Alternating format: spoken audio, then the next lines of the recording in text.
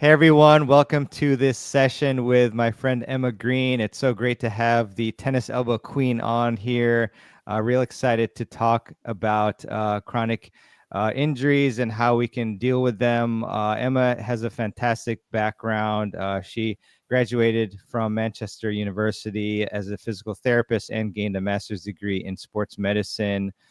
She's traveled worldwide with many national sports teams and worked at the London 2012 Olympic Games. That's incredible.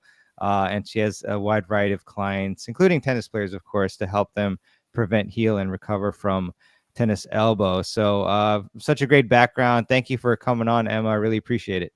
Oh, thank you for having me once again, Mirban. This is the highlight of my year coming onto Tennis Summit with you. I really enjoy being here. Thank you so much. I really appreciate it. Yeah, so excited to have you on. This is like a huge, issue, of course, with tennis players, especially our audience who is primarily, over 40 and gets injuries and whatnot. So excited for you to help us. So yeah, feel free to forge ahead, and then we can take questions, and everyone can say hi in the chat and send us their questions. So yeah, awesome. Absolutely, no problem at all. So just to give you a little bit of background as to why I'm talking about this topic today, I started to notice that many of my clients, many of my tennis players, they were finding me because they had tennis elbow. And then once we started working together, they would say, I have this like hip thing, or I have this thing around my knee or my Achilles or plantar fascia, or there was some other things going on as well. And obviously, that's a common experience with lots of us. But as I started to dive into it a little more deeply, I started to notice certain patterns.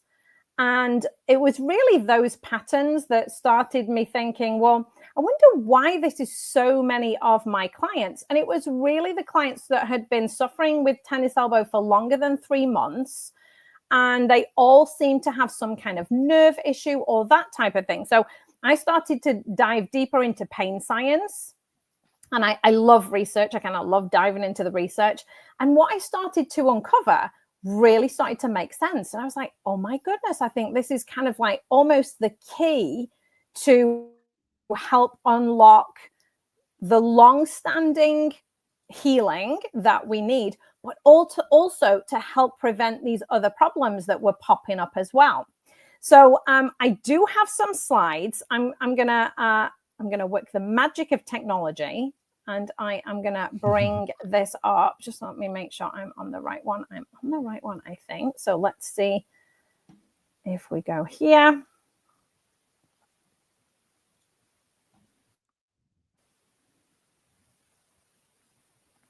And let me know if you can see that okay, Mirban. You got it? Yeah, it should be popping up. Yeah, there we go. Perfect. Great. Okay.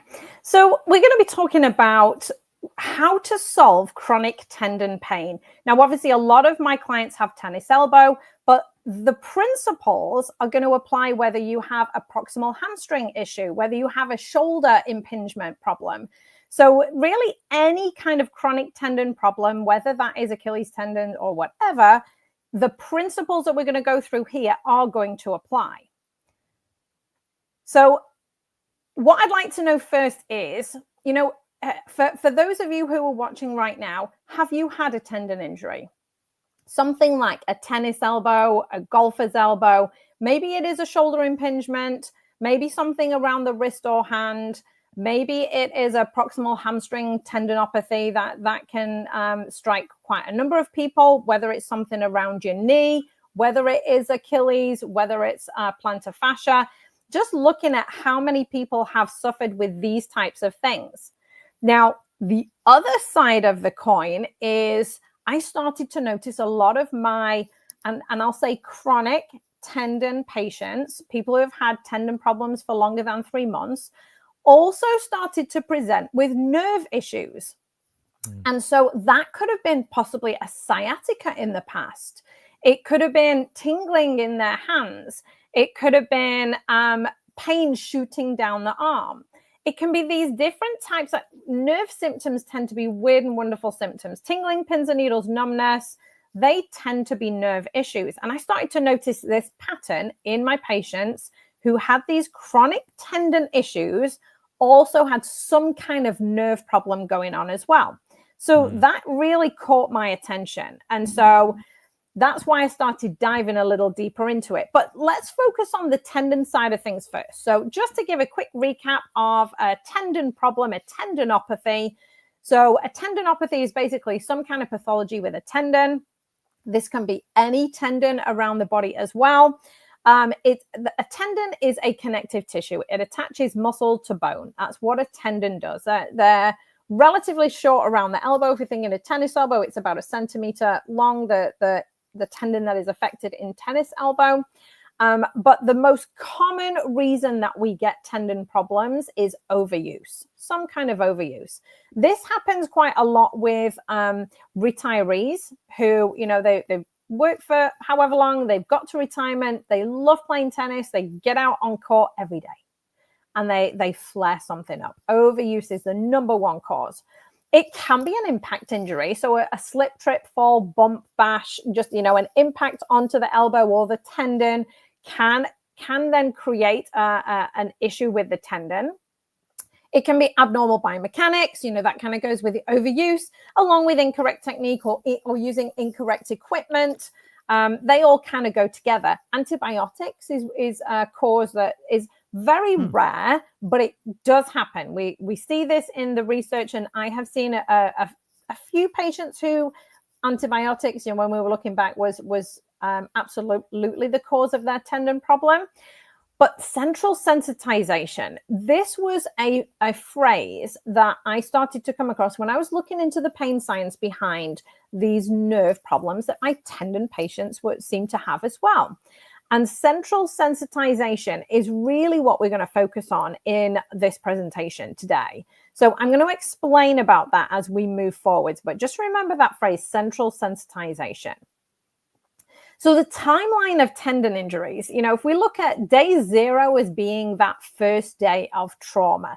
Now, obviously, if it's overuse, this probably has bubbled along for quite a while before you've even felt it, because just something was niggling at the tendon, and then all of a sudden there's enough for it to cause pain and for you to feel it. So we're going to really say that the first day of injury, that's day 0. Now, inflammation in a tendon problem is actually a very short span of time. We often think, I've been feeling that my tennis elbow for 6 months, I must still have inflammation there. That's actually not the case when we look at the research. There's very few inflammatory cells in a tendon problem once you've had it for a number of months. The inflammatory process is actually the first 3 weeks of that injury. You're going to get a lot of inflammation there. You're going to see those inflammatory cells. This is when anti-inflammatory medications can work. And it's often why they don't work once you hit sort of 3 months, 6 months, a year down the line, because there's not that many inflammatory cells left within that process. Degeneration is occurring though. The tendon is like a tightly wound up rope. And if you imagine getting hold of a rope and unraveling it, kind of twisting it the wrong way, those fibers splay apart. That's what a degeneration of a tendon is. That's a tendinopathy. So whether that's your Achilles tendon, your patella tendon, or a tennis elbow or golfer's elbow, the tendon's unraveling.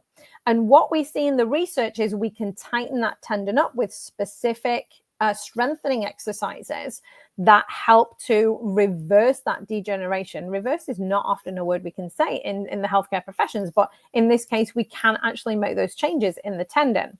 And you can see that phase actually lasts quite a long time. Literally from 3 weeks to a year, this process can be going on. And that just gives you the idea of how long a tendon problem can last. And just really the fact that tendon tissue changes very slowly.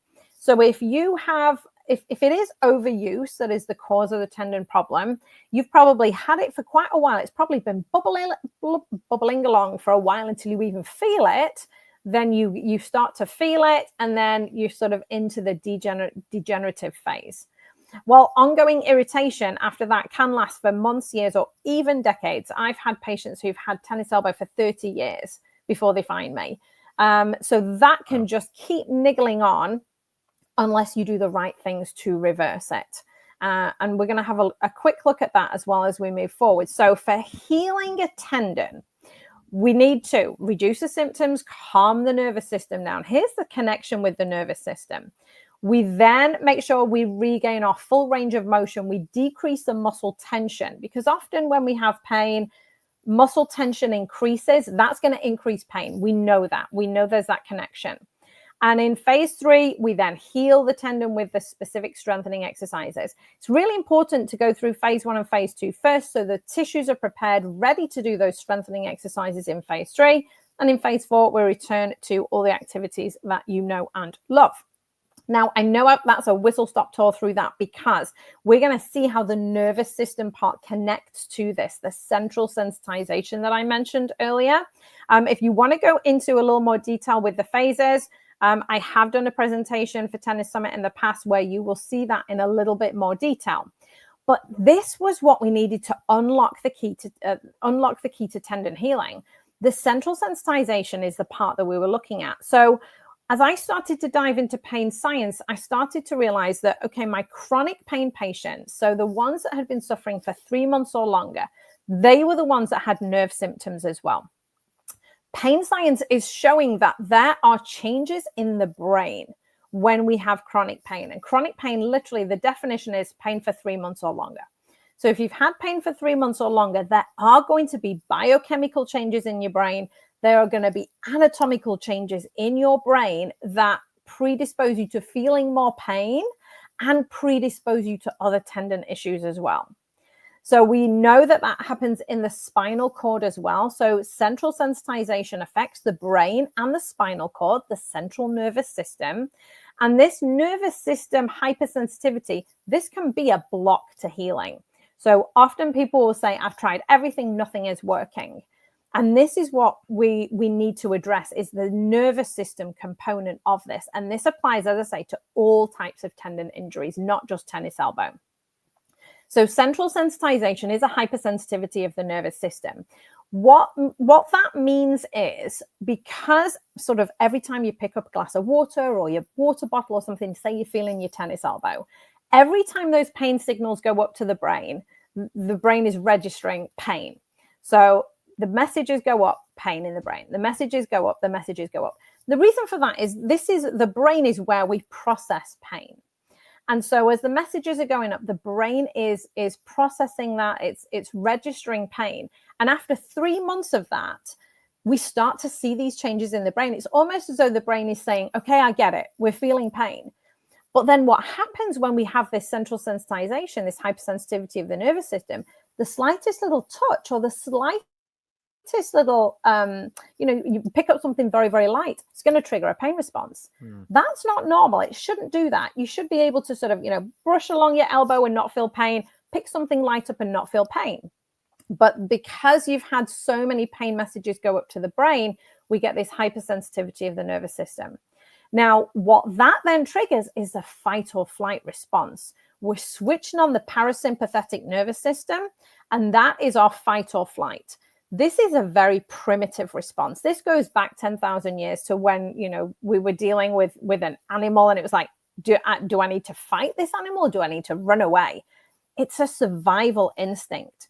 And when your body is in survival mode, it cannot heal soft tissue injuries because they're deemed not to be important. The body is focusing on something else. It's focusing on survival.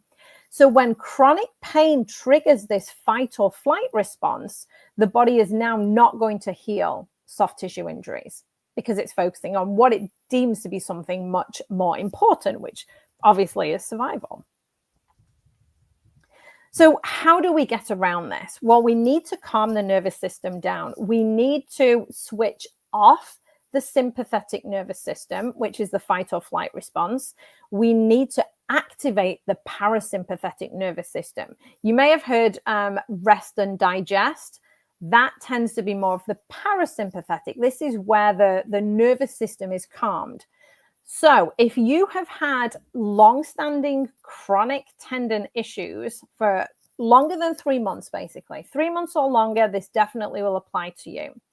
Nervous system calming strategies are going to be some things that are going to be essential for you to do to allow your body to heal correctly.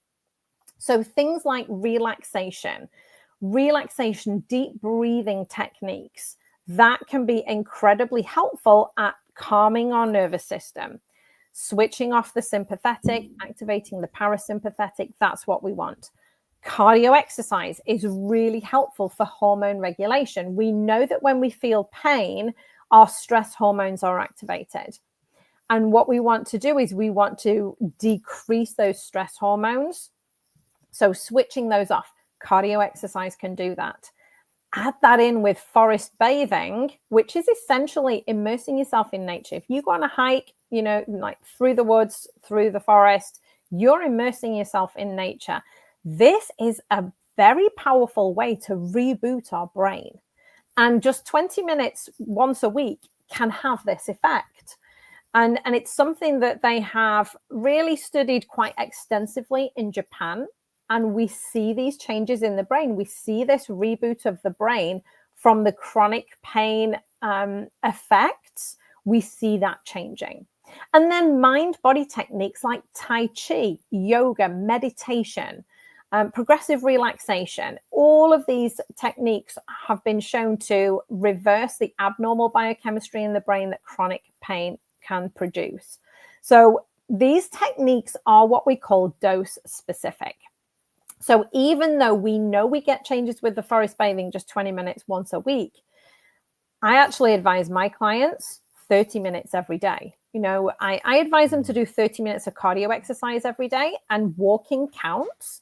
If you can go and walk around the park, be seeing green things, immersing yourself in nature, you're getting a 1-2 punch in there, because you're getting the cardio exercise that's going to regulate the stress hormones. We're also getting the forest bathing, which is going to help to reboot the brain. If you can add in some deep breathing exercises as you're doing that, we get the trifecta. So, you can definitely increase the effect that you're going to get with these things. And these are super simple things. You don't need any fancy equipment for this. Anybody can do this. But as you start to calm your nervous system, your body is then going to be more receptive to actually then being able to heal the tendons with the strategies that we went through earlier on, the 4 phases. So I would like to offer everybody a call with me, a free call with me. So if you're watching this and you have some kind of tendon injury and you would like to take a call with me, then we can absolutely do that. I'm not actually seeing the QR code on there, which is a little odd. So I apologize for that. I see it. You do see it? Oh, yeah. Well, there should be 2 QR codes though. I see one. One on one side and one on the other. Huh. So the empowered relief class is something that I teach once a month. If you know you have central sensitization, if you know you have nerve symptoms, say you have the tingling, pins and needles, numbness, you have that, just, you can absolutely join the empowered relief class. If you would like to reach out to me, let me click onto this next one.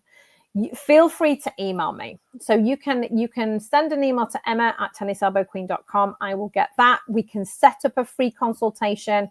I'm more than happy to offer that to anybody who's watching Tennis Summit. I love being a part of Tennis Summit, and I want to help as many people as I can with this.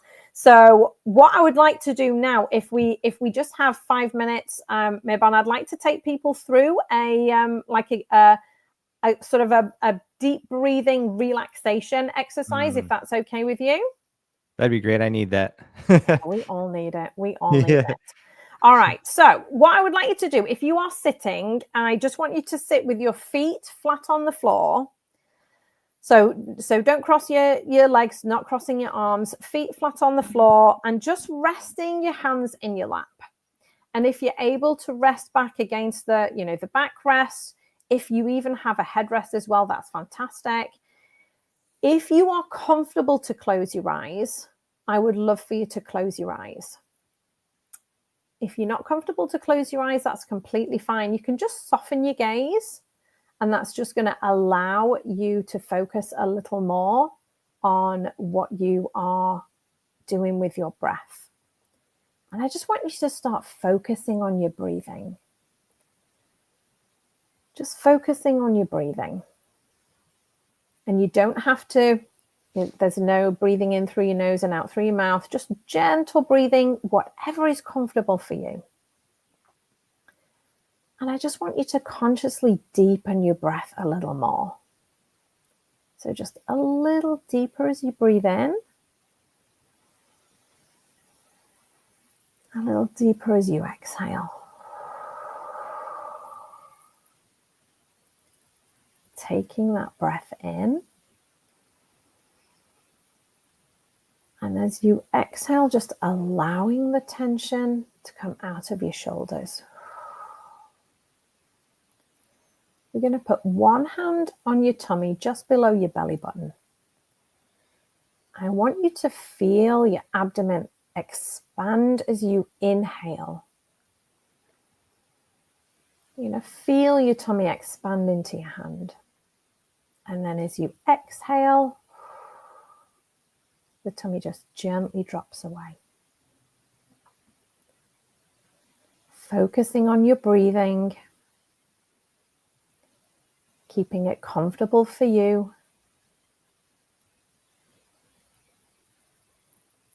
Taking a breath in, you feel the lungs expand, your abdomen's expanding. And as you breathe out, taking all the tension out of the shoulders. Keep going at a comfortable pace for you.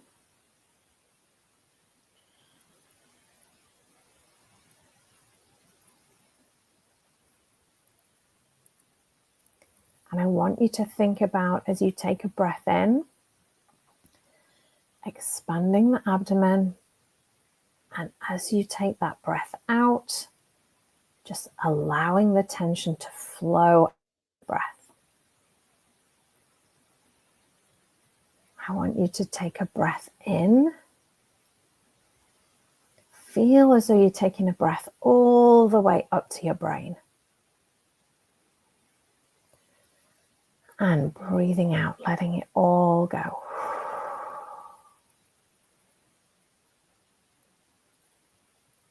And again, taking a breath in, all the way to the tops of the lungs, and exhaling out.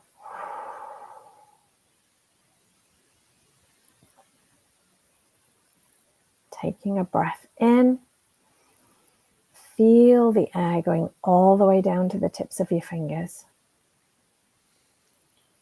And as you exhale, just let that tension go.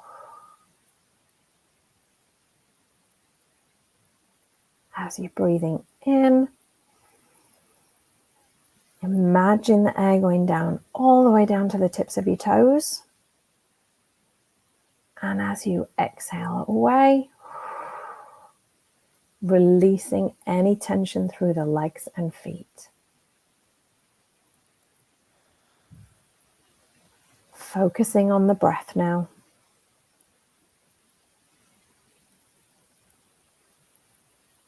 Feeling comfortable as you move. Gently allowing the tummy to expand as you breathe in and fall away as you exhale.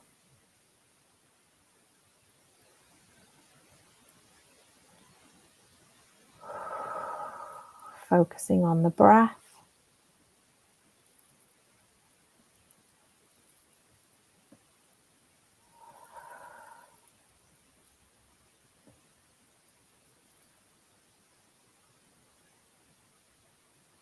And as you focus on your breath, start to become aware of your body sitting in the chair and how the chair is supporting you.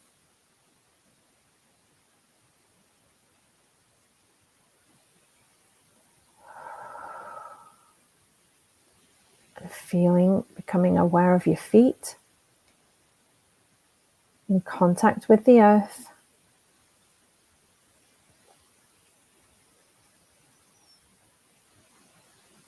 And now becoming aware, maybe some sounds in the room. As you bring yourself back into your body,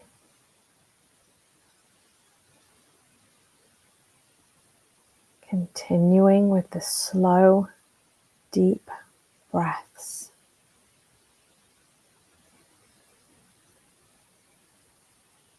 Bringing the tension down.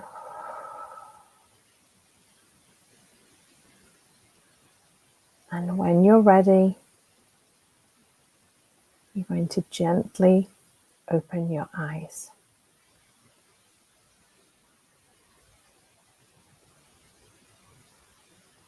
How are you feeling there, Meban? I feel really good. I feel very relaxed. I also feel like I am fat because of my tummy going up and out and in. That's just called But diaphragmatic breathing. You're fine. yeah, I'm just kind of joking. But yeah, I got you. yeah, it feels so good. It's like one of the best 5-minute investment you can make. Yes. I also feel like I was in a Calm app. Like you can just make lessons on Calm. You'd be like Yes. right at home. Yeah, that'd be great. Absolutely. Yeah, And that'd be it's cool. so interesting about this relaxation breathing. It's so simple. We just did 5 minutes there. We just started focusing in on our breath. We were focusing on the deep breathing, making sure we were doing that diaphragmatic breathing, getting the air to the bases of the lungs, then imagining that air being taken up to our brain, to the tips of our fingers, the tips of our toes, and just really slowing the breath. And we just did that 5 minutes there. And what we know, what the research shows us, is that when we get a relaxation response like that, and deep breathing does that, we get that relaxation response that decreases the stress hormones. And when you're having a relaxation response, it's impossible to have a pain response, because pain and stress responses are basically the same physiologically. We get the same things happening. We get the increase in the stress hormones. We get an increase in heart rate, an increase in respiratory rate. And when we're focusing on bringing that down, as we do in the deep breathing exercises, we know we're getting a slowing of the heart rate. We know that we're getting a decrease in the stress hormones. It's something incredibly powerful that you can do just in a very simple way like that. Now, this is something that some people will go and practice in their cars at lunchtime, even if they're at work. It's something that many athletes will practice in the changing room before a match, just getting themselves into that state of calm. And we're also switching off the sympathetic nervous system. We're calming the nervous system. We're activating the parasympathetic nervous system, which really optimizes our body. It optimizes our body for healing, but it also optimizes our body for performance. And just 5 minutes like that can make the difference.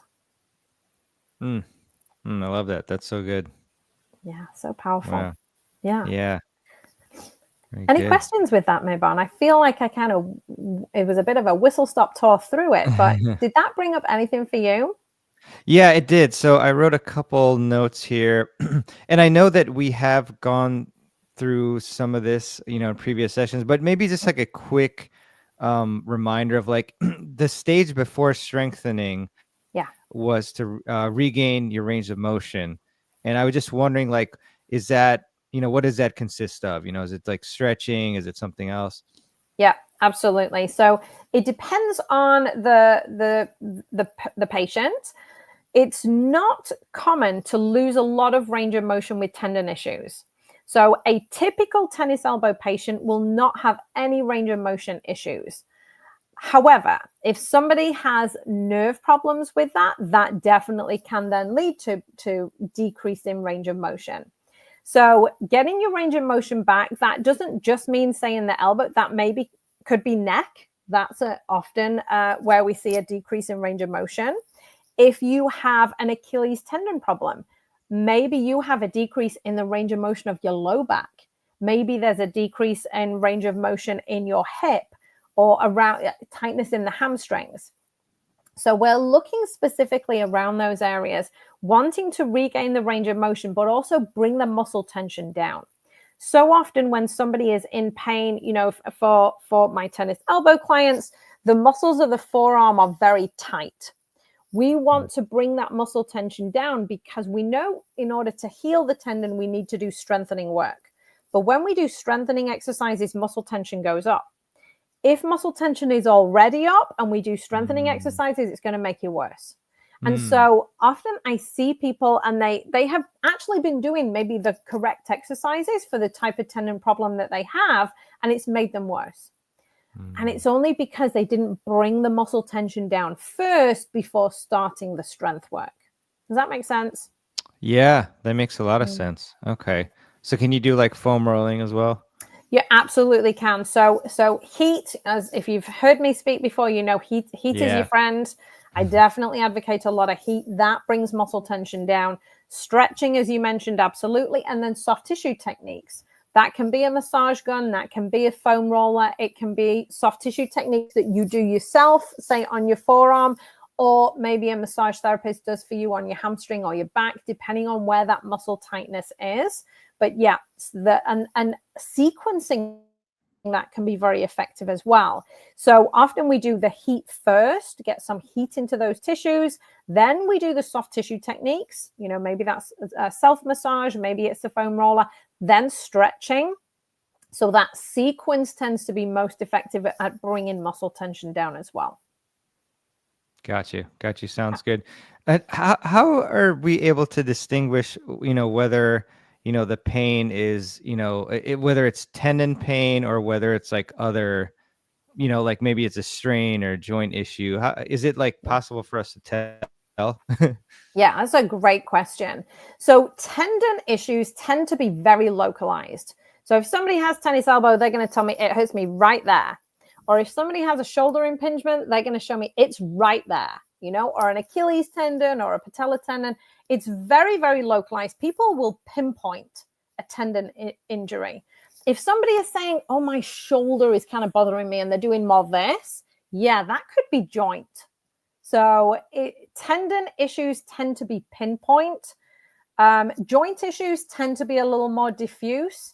And nerve symptoms tend to be the ones that kind of spread the most. If you think about sciatica, you know, if somebody has a sciatica, that's going to be kind of down the back of their thigh. It could even go all the way down to the tips of their toes. So things that kind of travel in a longer distance like that tend to be more nerve related. Gotcha. Great question. Great stuff.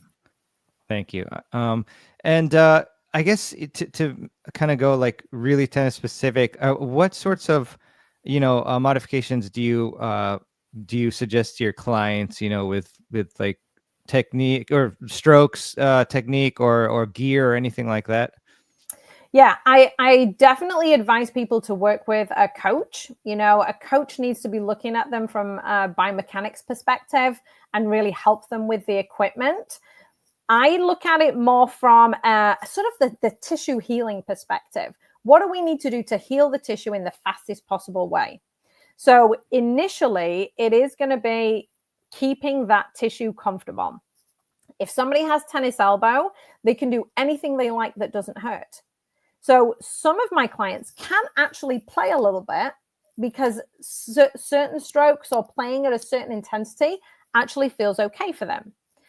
If it doesn't feel okay, you kind of got to know that every time you feel it, it is irritating it. And that's part of the problem. So when you are feeling pain in your tendon, so if it's very specific, it's like, yes, it's there. Every time you feel that, it is going to take a little longer to resolve. And so in the early stages, we want to stay very comfortable. Now, we want people to stay sharp with their tennis game. So when people are in phase one, they're sort of starting their journey to healing, we use visualization. So obviously visualization is something that a lot of athletes use as for performance. And it's something that I use with my rehab clients because I want to make sure that the neurons stay strong. I want to make sure that the pathways that send, the brain is sending the message to the muscles to switch on to hit that forehand shot. I want that to stay strong. So when we do visualization, we visualize doing every single shot that you can do perfectly. And so we use it rehab wise because we want to keep everything strong. And we know that this helps to maintain muscle strength. Even though the muscles are not working, we're sending the messages. So it does help to maintain muscle strength also. But we're not injuring the tendon because you're not actually doing the movement. Now, as we pass into phase 2, we start then adding in some of the sport-specific movements. So we would start doing some very slow movements. Think about doing a very slow forehand, a very slow backhand. You're not holding onto the racket. We're just doing the movements. And this is kind of where it links in almost with Tai Chi. If you imagine going through some very slow tennis shots, it is a little bit Tai Chi-like. You're kind of doing those slow, controlled movements. If they feel okay, then we start to pick up the pace. So we start to get you up to normal speed. Once you can move normal speed pain-free, then we add a racket in your hand. We're going back to our slow-mo. Because now we're holding the racket, we're going back to those slow movements. Then again, we pick up the speed. Once that feels okay, we start to add in some impact, but we're going to go with a very light ball. We're going to go with a wiffle ball, something like that, where there's not going to be the same amount of impact as if we were hitting a tennis ball. And slowly over time, we build up as the strength is improving. Great stuff. Great stuff. Thanks, Emma. Yeah. So got some very good questions here. So Christopher, thanks for asking. What is the suggested combination of strength and stretching? Yeah, that's a great question. So in phase 2, when we're trying to bring the muscle tension down, we wouldn't particularly be doing strengthening of the muscles that are tight. We would just be focusing on the stretching. Once the muscle tension is down and we're ready to start the strength work, when we're talking about tennis elbow specifically, well, actually, when we're talking about any of the tendons specifically, we want to do eccentric loading, which is what heals the tendon. And generally, the ratio that I have found to be most effective is 3 sets of 15 reps twice a day for the eccentric loading. So that's for the strengthening. Now, after each set of 15 reps, then we're going to stretch. And we're going to hold the stretch for 20 to 30 seconds. Because what we know, when we add in the strength work, muscle tension is going to go up. That's what muscle strengthening is. If you were to pick up a heavy weight, your muscles are working really hard. We're getting an increase in muscle tension. So we want to do 15 reps of the eccentric loading. Then we're going to bring the muscle tension down by doing a stretch. And we would repeat that. So 3 sets of 15. So 15 stretch, 15 stretch, 15 stretch in the morning, 15 stretch, 15 stretch, 15 stretch in the afternoon or the evening.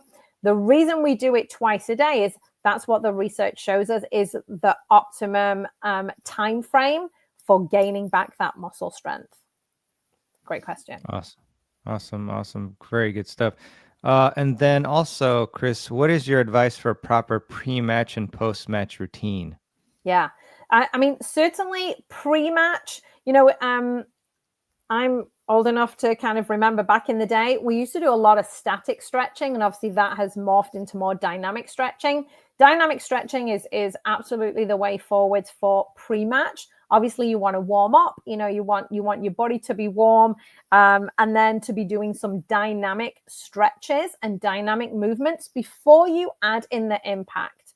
We want those tissues to be warm. We want them to be stretched out. We want them to be ready for the movements that they're going to be doing. We're basically preparing the tissues for what's going to come. If you're going to play a match, we need to practice every single position that the muscles and joints could be in during that match so that it's ready for it.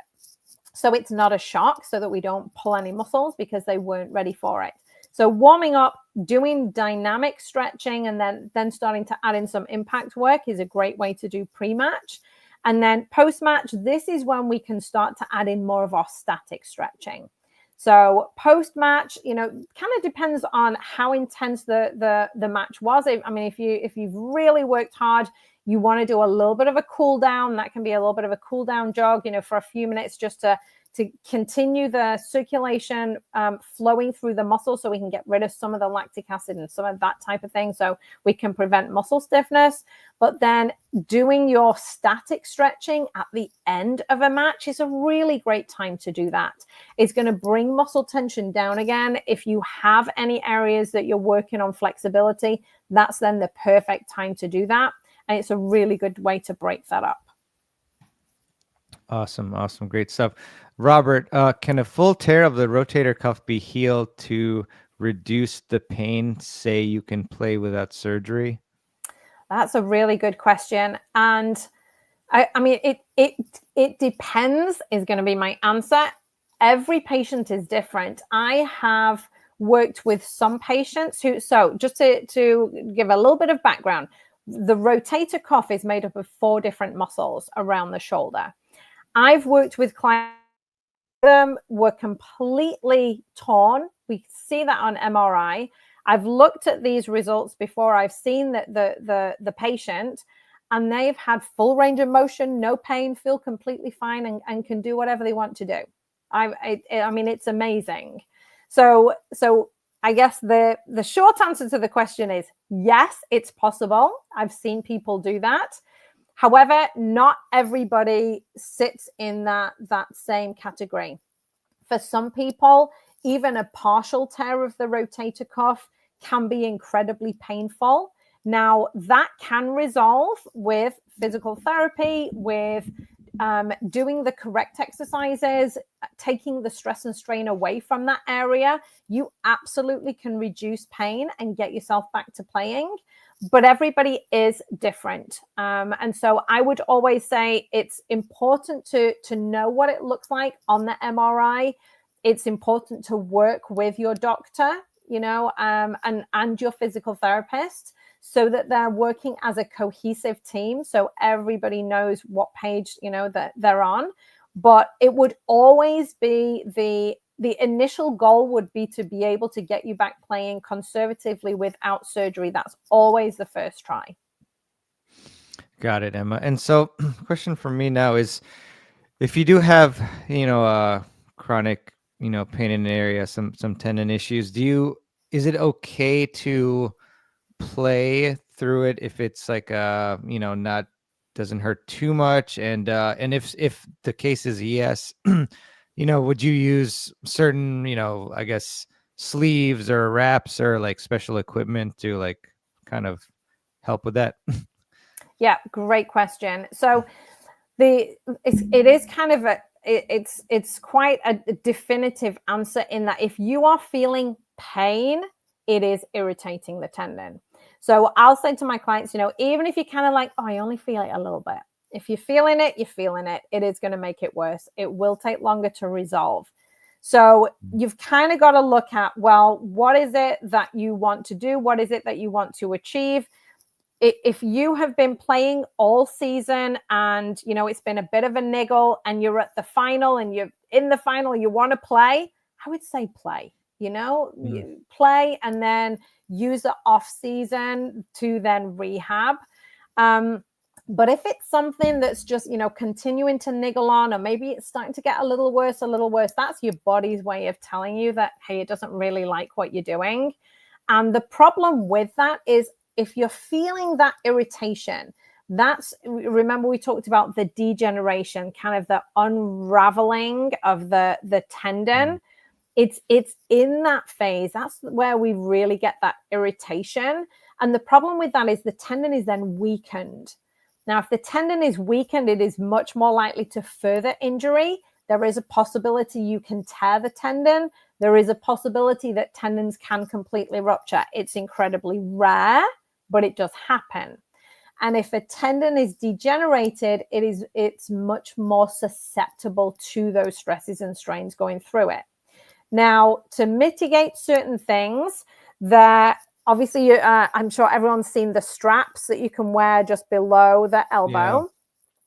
Yeah. If you just have a tennis elbow, say you've not had it for very long, the straps can be very helpful in those early stages. The thing with the strap is you need to put it on as tight as possible, because what it does, with it being so tight, it takes the pressure off the tendon and the tendon feels okay. If the tendon feels okay, that's fine. The problem comes in if you are using it all the time. When you have this strap on, because you need to put it on so tightly to take the tension off the tendon, the muscle underneath switches off. So we then get a weakening of the muscle. So the muscle's now getting weaker, the tendon's getting weaker because of the degeneration, and you've got to work harder then to rehab it back. So if it's sort of a one-off, hey, I just want to get through this, super crucial match, put the strap on, completely fine. If you're starting to find yourself wearing it every time you go out to play and practice, or even every day, you're weakening it, and that can then start to lead to other issues. Now, there's another type of brace that can be quite helpful in the early stages too, and that's a wrist brace. And this can really help for tennis elbow, because what it does, these wrist braces, they are carpal tunnel night splints. They hold your wrist in a little bit of extension like that. They can take the tension off the forearm muscles. That can take the tension off the tendon. It can help it to feel a lot better, faster. And so these braces can be worn overnight. Obviously, they're designed for people who have carpal tunnel to wear at night. So you can certainly wear it at night. Some people can wear those in the daytime as well. If they're doing a lot of computer work, sometimes that can be quite irritating, and these braces can help. But again, the same thing is going to apply. We've got something external on. It takes the pressure off the muscles. The way it does that is it kind of switches the muscles off. So it feels better in the short term, but long term, it can actually be weakening the muscles underneath. And so then you have to work harder with rehab. Does that make sense? Makes a lot of sense. Yeah. Yeah. Because, so, there's some players that I've talked to that they do recognize that, like, I'm using this kind of tool, I guess, or maybe support system, but then it's like, I'm getting weaker. And then like some of them would just like take it off and just not use it anymore. But, let's see. N Husky. Hello, Emma and Mirabon. Hello. Wow. I've been dealing with a wrist injury for 2.5 months. Should I see a hand specialist? When I supinate my hand and put it under load, it's really painful. X-ray says fine.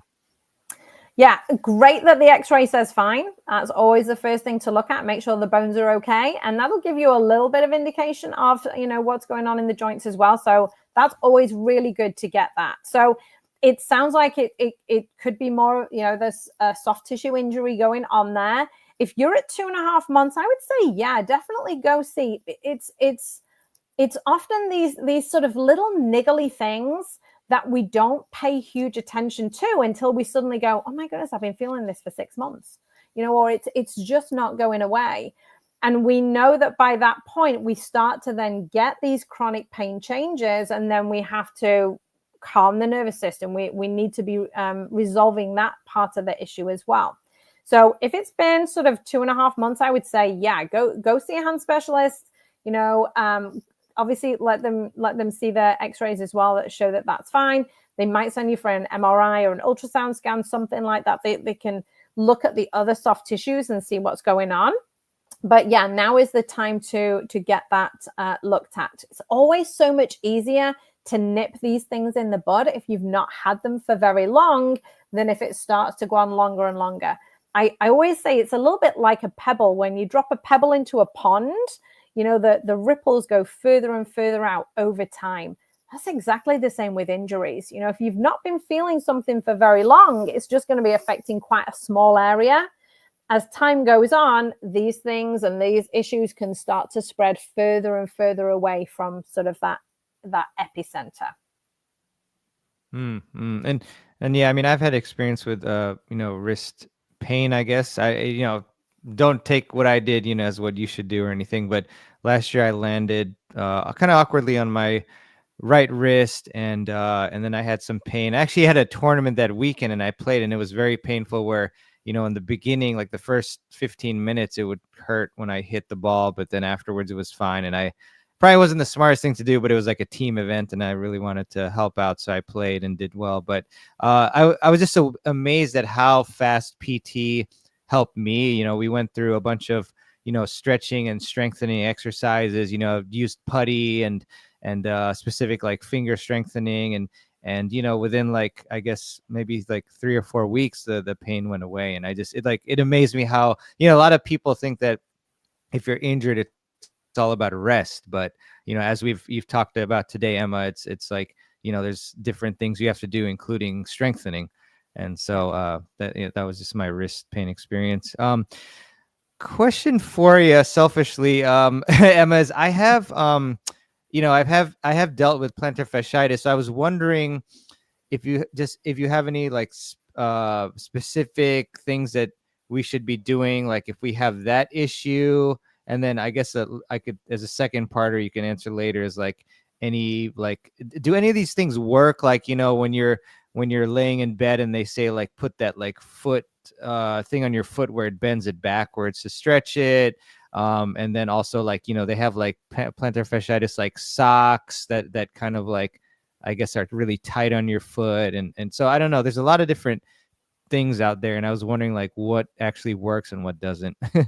Yeah, absolutely right. Plantar fasciitis is one of those things that it can be so debilitating. You just think there's a little bit of connective tissue underneath your foot, but my goodness, it can really stop you from doing things for sure. And it's interesting because we often see this associated with nerve issues too, with the central sensitization. Very commonly, we can see with sciatica and plantar fasciitis, they can be associated together. So for sure, I would say, working on the calming of the nervous system, working on those things, just ensuring that there's no abnormal tension within the sciatic nerve, and a licensed physical therapist can assess that for you. But when you're looking at the plantar fascia itself, again, my number one thing, heat the heck out of it.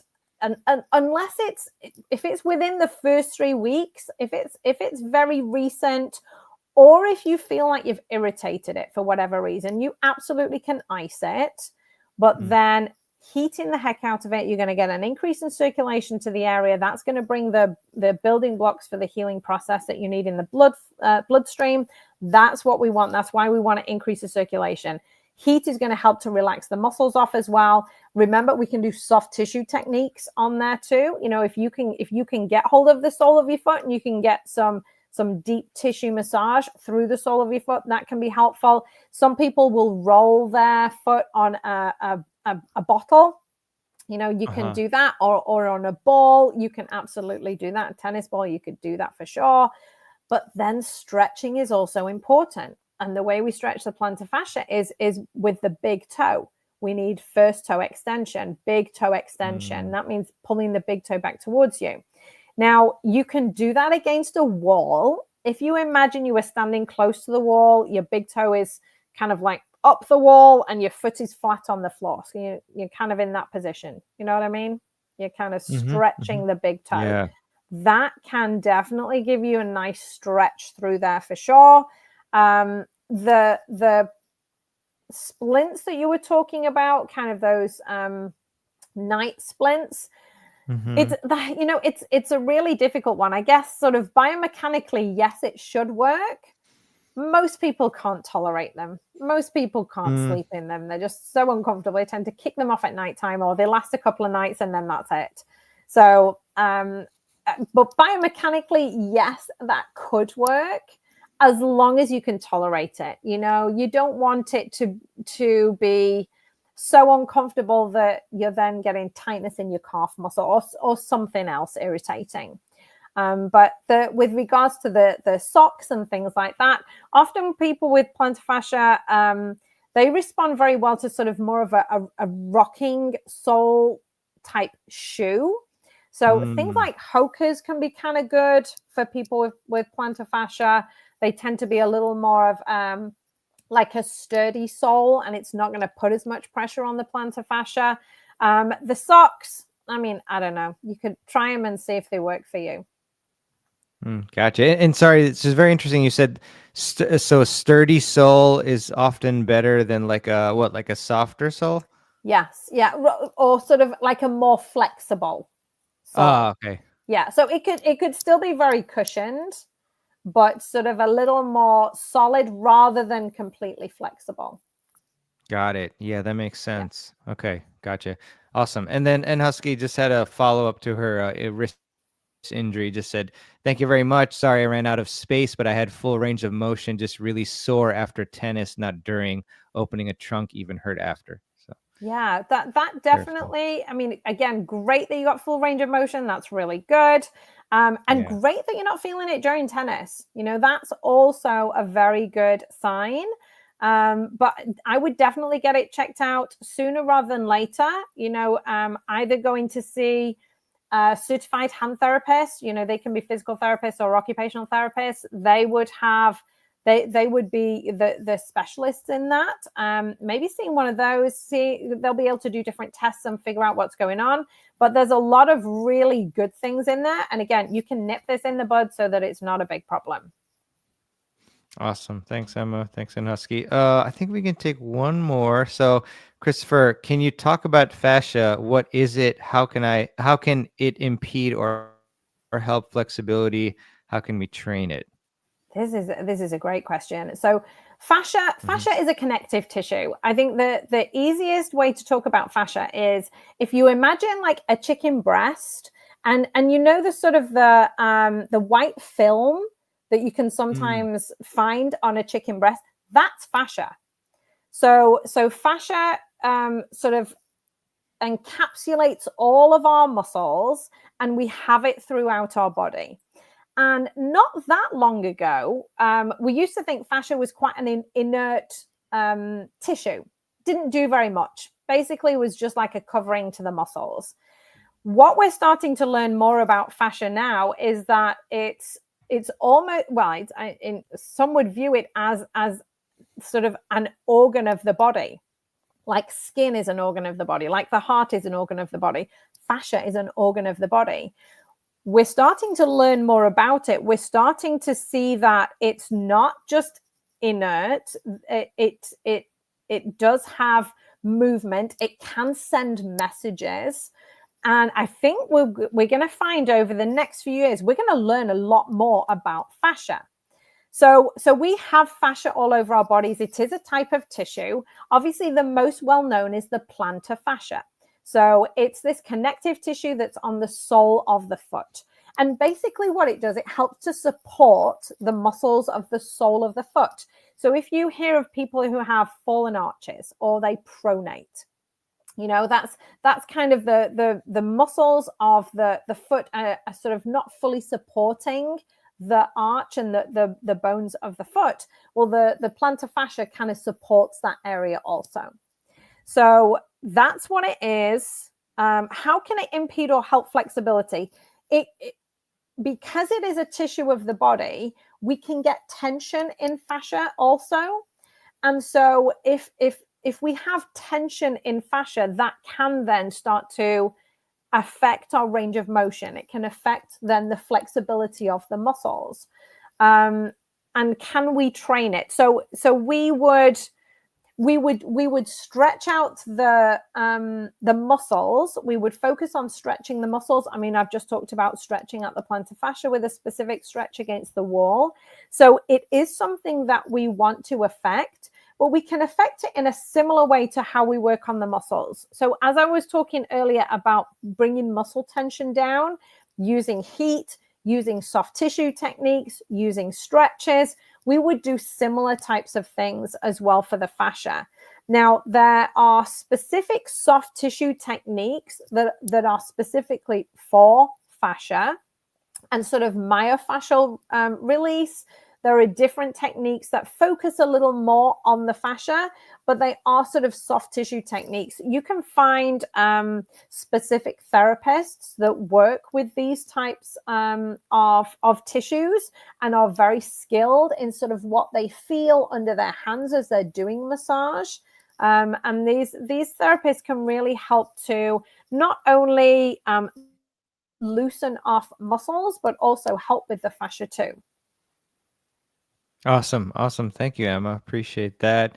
Let me take that one off. So I guess we're at the hour marks, which is really appreciate your time, Emma. Sure. I guess to wrap it up, if you could just give us one piece of advice for somebody who's been dealing with this sort of issue that we've talked about today, Mhm. chronic injuries, like what would you tell them? Yeah, the first thing I would want to tell them is there absolutely is hope for resolving these. I think sometimes when issues like this, go on and on and on for months or even years, I think people just resign themselves to the fact that I'm going to be living with this for the rest of my life. That is not necessarily the case. We now know with central sensitization that the body is almost unwittingly working against itself, so that treatments that you try, and that can be medications, it can be physical therapy treatments, it can be acupuncture, it can be chiro, it can be any kind of treatments, they're not going to be as effective when you have central sensitization, when your body is in this fight or flight mode. And so resolving that can be the key to then unlocking some of these long-term problems that people have. So know that there is help. Wonderful, wonderful. And Husky said, thank you so much, Emma and Mirban. So no problem. Thank you. So welcome. Emma, I guess, is there one place that you would like everyone to check out? I know you mentioned earlier, but just to reiterate. Yeah, sure. You can find me at my website, tenniselbowqueen.com. Obviously, many people find me because of Tennis Elbow, and then they start to realize that, they start to piece this together because I'm asking about, well, how's your back, and do you have sciatica, and how long have you had that for? And we're starting to pull all of these things together, and people start to realize that, oh, when I had this, and I had this, and I'm feeling this, and everything is related. So, so if it is something different, please feel free to reach out to me. You can reach me at emma@tenniselbowqueen.com if you want to email me. I'm on Instagram at tenniselbowqueen, YouTube and Facebook, the same. You'll find me. So please feel free to reach out if I can help you in any way at all. Awesome. Well, thank you so much, Emma. It was really fun and informative, and thank you as well to everybody for tuning in for the great questions. Really appreciate that as always. So, thanks, Emma, and looking forward to collaborating again soon. Absolutely. So lovely to be here. Thanks so much, Mirvan. Thank you so much, Emma. Take care. Bye. Bye.